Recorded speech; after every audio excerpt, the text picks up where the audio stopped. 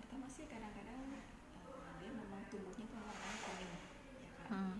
Tapi kadang-kadang kuningnya setelah dia dewasa atau setelah dia agak berumur baru dia kuning. Kalau kuningnya itu karena awal-awal pada saat lagi tumbuh itu berubah warna, itu biasanya karena obat.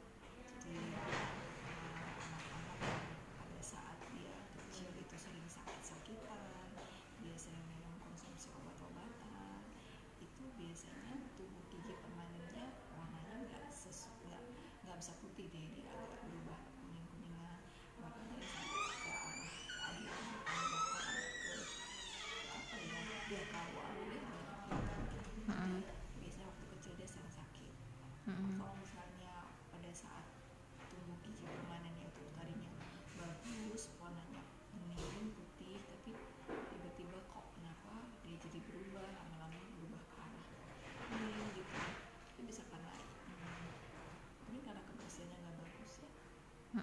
Karena kan kebersihan tuh pengaruh besar banget. Kalau misalnya apa kita makan sesuatu atau makan banyak makan yang berwarna-warna itu kan penyebabnya ke arah gigi yang perubahan warna pada gigi. Jadi kalau kita sudah makan yang begitu-begitu terus kita gosoknya nggak bagus ya otomatis dia akan merubah warna gigi. Kemudian konsumsi makan minuman terutama ya kayak teh, kopi itu juga bisa merubah warna gigi. Kemudian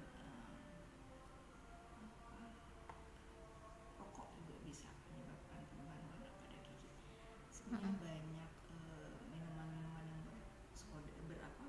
bergula gitu ya, manis-manis itu juga bisa menyebabkan perubahan warna pada giginya. Gitu. Iya. Jadi gigi kuning ini bisa terkena orang dari kecil ya dok ya? Jadi memang Bisa ya? bawaan dari bawaan waktu dia kecil, karena faktor obat juga bisa, atau faktor genetik sih sebetulnya juga bisa. Jadi genetik dari orang tua memang giginya rada gelut gitu tuh kadang-kadang juga muncul ke anaknya juga gitu. Ya kalau sudah mengalami gigi kuning itu gimana dok? Bisa dihilangkan? Jadi putih lagi gitu?